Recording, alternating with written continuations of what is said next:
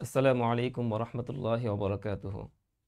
প্রিয় দর্শক শ্রোতা, সবাইকে জানাচ্ছি আন্তরিক শুভেচ্ছা অভিনন্দন।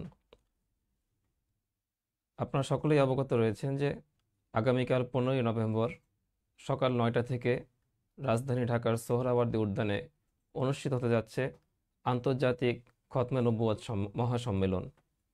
উক্ত সম্মেলনে দেশ বিদেশের বরেণ্য ওলামায়ে একরাম অংশগ্রহণ করবেন।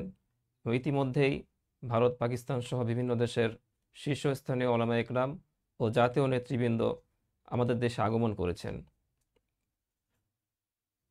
প্রিয় দর্শক বৃন্দ, খতমে নবুয়ত তথা রসুল করিম সাল্লাল্লাহু আলাইহি ওয়াসাল্লামকে সর্বশেষ নবী হিসেবে মেনে নেওয়া, এটা প্রত্যেক ইমানদারের একটি ইমানি দায়িত্ব।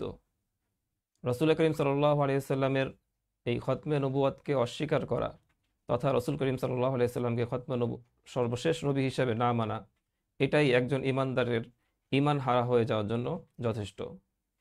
এ কারণে আমরা দেখতে পাই সাহাবিগণের যুগ থেকেই যারাই রসুল করিম সাল্লাল্লাহু আলাইহি ওয়াসাল্লামের এই খতমে নবুয়তকে অস্বীকার করেছে এবং নিজেকে নবী হিসেবে দাবি করেছে, তাদের বিরুদ্ধে এবং তাদের অনুসারীর বিরুদ্ধে জিহাদ এবং সংগ্রাম পরিচালিত হয়েছে। সুতরাং বর্তমানেও যারা রসুল করিম সাল্লাল্লাহু আলাইহি ওয়াসাল্লামকে সর্বশেষ নবী হিসেবে মানবে না এবং এর পরিবর্তে যারা নিজেদেরকে নবী হিসেবে দাবি করবে, তারাও কাফের, এবং তাদেরকে যারা অনুসরণ করবে তারাও কাফের। এই বিশ্বাস রাখা প্রত্যেকটি ইমানদারের দায়িত্ব, এবং তাদেরকে কাফের হিসাবে সাব্যস্ত করা, ঘোষণা দেওয়া, এটাও প্রত্যেক ইমানদারের একটি মৌলিক ইমানি দায়িত্ব হিসেবে আমরা মনে করি।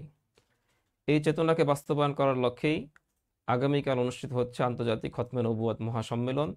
আমরা এই সম্মেলনে দেশের দল মত নির্বিশেষে সকল নবীপ্রেমিক তৌহিদি জনতাকে অংশগ্রহণ করার উদাত্ত আহ্বান জানাচ্ছি।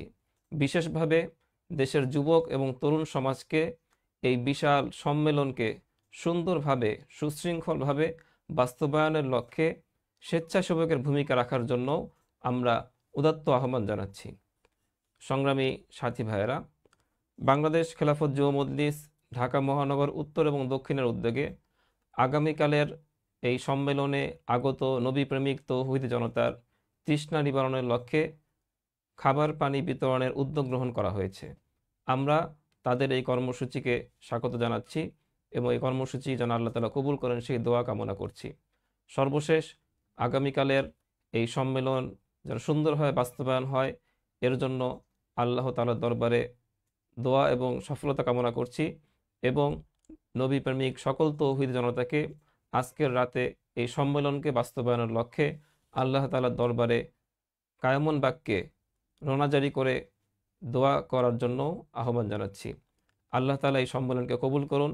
এই সম্মেলনকে কেন্দ্র করে বাতিলের অন্তরে আল্লাহ তাআলা প্রভাব তৈরি করুন, এবং দায়িত্বশীল রাষ্ট্রসহ দায়িত্বশীল পর্যায়ে সকলেই যেন এই সম্মেলনের মাধ্যমে মেসেজ গ্রহণ করে তাদের যথাযথ ভূমিকা যেন পালন করতে পারে, এবং রাষ্ট্রীয়ভাবে কাদিয়ানীদেরকে অমুসলিম ঘোষণার জন্য যেন তারা উদ্যোগ গ্রহণ করে, সেই আশাবাদ ব্যক্ত করছি।